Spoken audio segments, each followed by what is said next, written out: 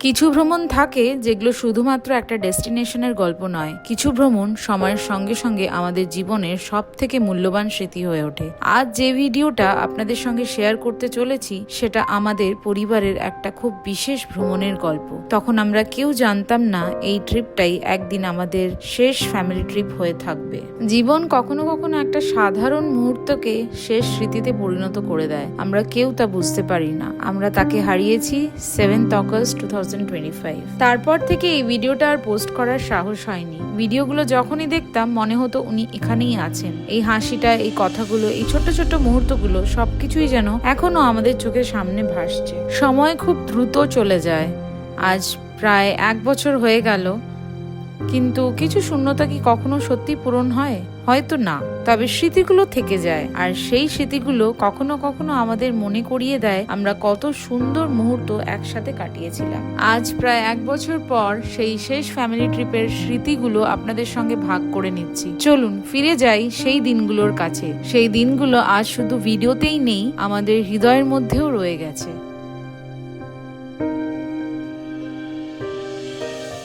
প্রায় 1 বছর বাদে আবার আমরা একটা লং ট্রিপে যাচ্ছি এই গাড়িটা নিয়ে। তো এই নিয়ে তো আমাদের এক্সাইটমেন্টের শেষ নেই। আর এদিকে রাই রেডি হয়ে গেছে। আমি পুরো রেডি, অল সেট। রাই বসে গেছে, আমি তো সামনে খাবার আর ওর সব জিনিসপত্র নিয়ে নিয়েছে। শান্তনু ওখানে দাঁড়িয়ে আছে। আমরা এবার বেরিয়ে যাব। এখন ঘড়িতে কটা বাজে? ঠিক 4:20 বাজে। 4:20 বাজে। আমরা 20 মিনিটস একটু লেট। আমরা 4টে বেরিয়ে যাবো ভেবেছিলাম। আর ওয়েদারটা খুব ভালো আপাতত। আমি আর রাই এখন গাড়িতে, আর ওদিকে শান্তনু ফোন করছে পুচুকে। ওরা বেরোচ্ছে, বেরোতে পারেনি এখনো, বেরোচ্ছে। আর আমি আমার সাথে এই ডগিটা যেমন প্রত্যেকবারই যায়, এবারে সবাই মিলে বলো জয় জয় বজরংবলী, জয় বারগাবী মামা, জয় সাই বাবা, জয় সিদ্ধিবিনায়ক, জয় সিদ্ধিবিনায়ক। আর আমাদের যাত্রা শুরু হয়ে গেছে। দেখা যাক কোথায় যাচ্ছি আর কতক্ষণে পৌঁছচ্ছি।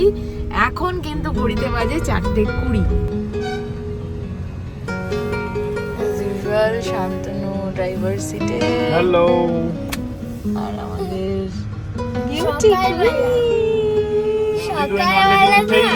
গাড়িতে শুয়ে পড়লো। আর এই যে আমাদের আর্টিকা গাড়ি সামনে চলেছে, ওটাতে মা, বাবা, পুচু, অর্পিতা সবাই আছে। আর আমাদের গুড্ডিও যাচ্ছে সাথে। তো জানে না কে গুড্ডিকে দেখিয়ে দেবো কি আছে। আচ্ছা, গুড্ডি হচ্ছে মামের পেট ডগ। তো এখন ঘড়িতে কটা বাজে শান্তনু? এখন ওটা 4:54, মানে প্রায় 5টা। তো আমরা এখন সবে বিরিয়ানি ছাড়াচ্ছি, তো প্রায় 1 ঘন্টা লেট ওই দাঁড়াতে ফাটাতে গিয়ে। ঠিক আছে, দেখা যাক কটায় পৌঁছাই আমরা। দিকটা টেনে দিতে হবে। এখন ঘড়িতে বাজে 5টা, আর এখনো আলো ফুটেনি। আমরা এই কল্যাণী এক্সপ্রেসওয়ে ধরে চলে যাচ্ছি, তাই তো? এখান থেকে আমরা কল্যাণী এক্সপ্রেস ধরে সোজা বড়জাগলিয়া হয়ে তারপর কিন্তু আমাদের কৃষ্ণনগরের যে মেন হাইওয়েটা ধরে নেব, যেটা একদম সোজা towards NJP. First toll start হয়নি, টোলটা হবে আর কিছুদিন পরে, তাই তো? ক্যামেরায় কতটা বন্দি হচ্ছে জানি না। আকাশটা একটা লালচে আভা বেরোচ্ছে, সূর্য উদয় হবে। এর মধ্যে আমরা বেরিয়ে চলে যাচ্ছি। ভোর হয়ে গেছে, আলো ফুটে গেছে। আর আমরা এখন কোথায়? আমরা এখন বড়জাগলির দিকে যাচ্ছি। আমরা কল্যাণী এক্সপ্রেস হয়ে ধরে চলে এসে এবার ওই বড়জাগলিয়ার দিকে যাচ্ছি কল্যাণী এক্সপ্রেস হয়ে ধরে। ওখানে গিয়ে আমরা কৃষ্ণনগর হাইওয়েতে উঠবো। এই যেতে যেতে হঠাৎ করে এরকম কুয়াশা থেকে মনে হচ্ছে যেন এখনো শীতকাল। শহরের ব্যস্ততা, প্রতিদিনের এই একই রকমের জীবন আর কংক্রিটের চার দেওয়াল, কখনো কখনো মনে হয় সব কিছু থেকে একটু দূরে চলে যাই, যেখানে রাস্তার দুপাশে থাকবে শুধু সবুজ, যেখানে শহরের শব্দকে হার মানাবে পাখির ডাক, আর যেখানে প্রতিটা বাঁকে লুকিয়ে থাকবে একটা নতুন গল্প। আজ আমরা বেরিয়ে পড়েছি এমনই এক জায়গার উদ্দেশ্যে, চিলাপাতা, উত্তরবঙ্গ ডুয়ার্সের সবুজ জঙ্গলের মাঝে আজ আমাদের এই রোড ট্রিপ।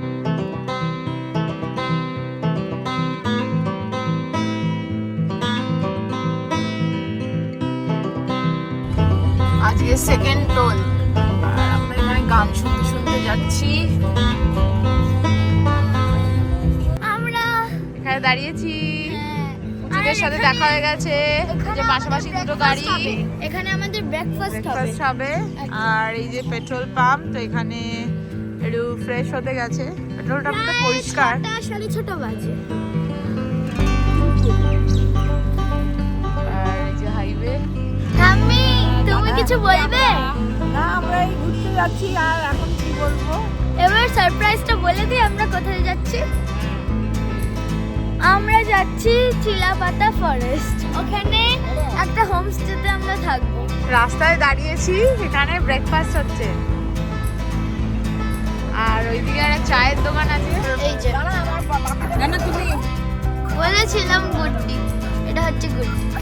কিন্তু 3 ঘন্টায় পুরো বহরমপুর ঢুকে বাড়ির তৈরি করা আলুর দম, লুচি, পরোটা, আবার রসগোল্লা। ও এই চা তো চলেন ওই পাশে, আরো ওই পাশে।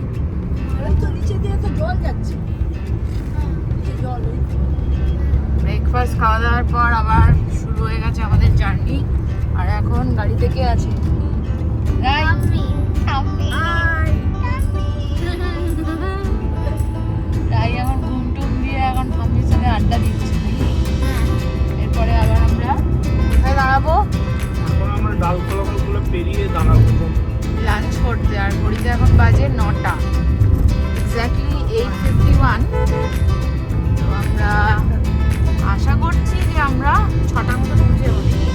আমার মনে হচ্ছে 6টার মধ্যে ঢুকে যাওয়া সম্ভব হবে। দেখা দেখা যাক। যাক।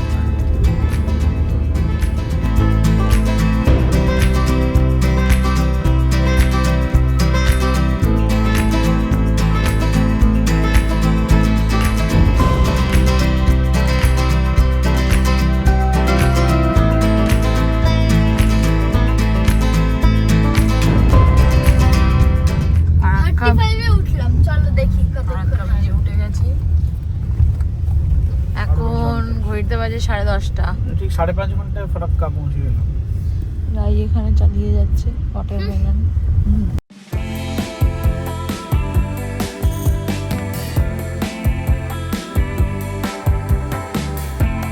11:15 আর মালদা পেরিয়ে গেছি।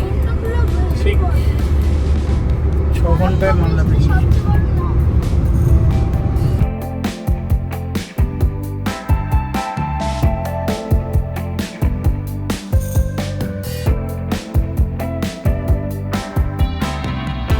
দুটো 10 করে নাগাদ আমরা আবার লাঞ্চের পরে স্টার্ট করলাম। এখান থেকে কতক্ষণ দেখাচ্ছে? 5 ঘন্টা। আর লাঞ্চটা খুবই ভালো লাগছে। তারপর লাঞ্চের পর আমি এখন দেখছি মিরাকুলাস লেডি লাঞ্চে কি কি খেলে বলো? চিকেন যেটা ঠাম্মি বানিয়েছিল, আর পনির আর ফ্রাইড রাইস। হোমমেড। পনির আর ফ্রাইড রাইস মা বানিয়েছে, আর চিকেনটা ঠাম্মি। আমি ক্যাপচার করতে পারিনি, শান্তনু কিছুটা তুলেছে। তো এবার আমরা যাচ্ছি একদম আমাদের ডুয়ার্সের উদ্দেশ্যে। ওটার চিলাপাতা। চিলাপাতা জঙ্গল ফরেস্ট, কি নামটা বেশ? জঙ্গল নেস্ট হোমস্টে। জঙ্গল এটা একটা হোমস্টে। তো এটা ওই চিলাপাতার ঘোর জঙ্গলের মধ্যেই এই হোমস্টেটা। যাই হোক, দেখা যাক। এখান থেকে 5-5.5 ঘন্টা দেখাচ্ছি অ্যাজ পার গুগল। আশা করা যায় যে রাস্তা যদি ভালো থাকে তাহলে একটু তাড়াতাড়ি কম টাইম লাগলেও লাগতে পারে। কিন্তু আপাতত কিন্তু রাস্তার অবস্থা খুব একটা ভালো নয়। এখানে রাস্তা প্রচণ্ড এমপিডব্লিউ। আগের বারে যখন এসেছিলাম প্রায় 2 বছর আগে, তখন কিন্তু রাস্তা অনেকটাই ভালো ছিল।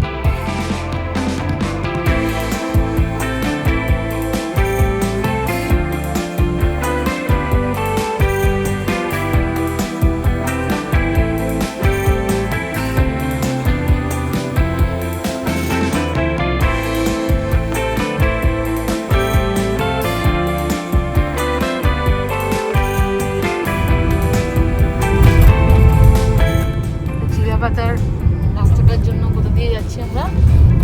এটা আমরা অ্যাকচুয়ালি ফুলবাড়ি হয়ে তারপরে ধূপগুড়ি, ময়নাগুড়ি হয়ে আমরা চিলাপাতা জঙ্গলে ঢুকবো। তো আমরা শিলিগুড়ি কিন্তু যাইনি, শিলিগুড়িটাকে বাইপাস করে আমরা এনজেপি হয়ে ফুলবাড়ি হয়ে আমরা বেরিয়ে যাচ্ছি। আর পাশেই যাচ্ছে মহানন্দা ব্যারেজ। তো আরো দেখাচ্ছে 3.5 ঘন্টা অ্যাপ্রক্সিমেটলি 123 কিলোমিটার। 123 কিলোমিটার্স। দেখা যাক, টাইম দেখাচ্ছে 7:30। কটা বাজে? অলমোস্ট সন্ধ্যের মুখে, তাই তো? মানে আমরা সন্ধ্যের সময় কিন্তু জঙ্গলে ঢুকবো। হাতিবাদির সাথে দেখা হয়ে যেতেই পারে, ভাগ্য ভালো থাকলে একটা দুটো তেন্দুয়া বা চিতা হয় না, হাতি টাতি চোখে পড়তে পারে। আর এরা দুজন ঘুম থেকে উঠে পড়েছে, তো বসেছে। আমি গল্পের বই পড়ছি, গেল কোথাও। বাইসাইকেল ম্যাজিক, বাহ, এনরিড ব্লাইটনের। দারুণ। আমার জন্মদিনে পড়ো, পেয়েছি। এই টোলটা পানিকৌড়ি টোল। আর এখন ঘড়িতে বাজে কটা? 4:51, 5টা অলমোস্ট, তাই না? 10 আরো 2 ঘন্টা 43 মিনিট, 106 কিলোমিটার। এখান থেকেও দেখাচ্ছি পানিগৌড়ি টোল প্লাজা থেকে দেখাচ্ছে এক্স্যাক্টলি 106 কিলোমিটার, প্রায় 2 ঘন্টা 43 মিনিট। আর পুরীতে এখন প্রায় 5:49, সন্ধে নেমে গেছে। আমরা ধূপগুড়ি ঢুকে গেছি। এরপরে আসবে ময়নাগুড়ি, সেখান থেকে একটা টার্ন নিয়ে শুরু হবে জঙ্গলের রাস্তা টুয়ার্ডস চিলাপাতা, তাই তো? অনেকটাই টেনে এসছি, কিন্তু রাস্তাটা যেহেতু এত কনজেস্টেড। আর এখন প্রায় অন্ধকার হয়ে গেছে, আমরা আর কিছুক্ষণের মধ্যেই পৌঁছাবো করছি। আমাদের চিলাপাতা স্টেটা একটা জঙ্গল নেস্ট হোমস্টে নামে হোমস্টেটাতে বুকিং করা হয়েছে, যেটা বেশ ইন্টিরিয়ারে জঙ্গলে আমাদের নিয়ে যাচ্ছে। এবং এটার ঠিকানাটা মোটামুটি শিরিষতলা, দক্ষিণ মেন্দাবাড়ি, আলিপুরদুয়ারে। একটু অন্ধকার হয়ে গেছে, এখন ঢুকছি আমরা। গা ছমছম তো করছে বটেই। তো দেখা যাক ভেতরে গিয়ে কেমন কি আয়োজন আছে এবং চারিপাশটা কেমন।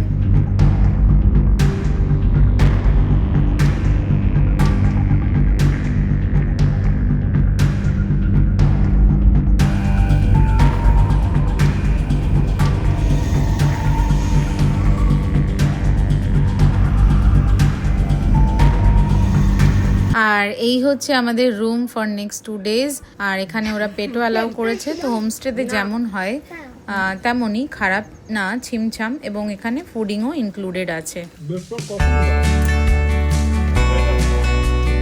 খাওয়া দাওয়া হয়ে গেল, এবার ঘুমাতে যাবে। জায়গাটা কেমন লাগছে বলো? আমরা খেয়ে দিয়ে এরকম হাঁটছি, আর এখানে এখন এরকম অন্ধকার চারিদিকটা, খুব ঠান্ডা লাগছে।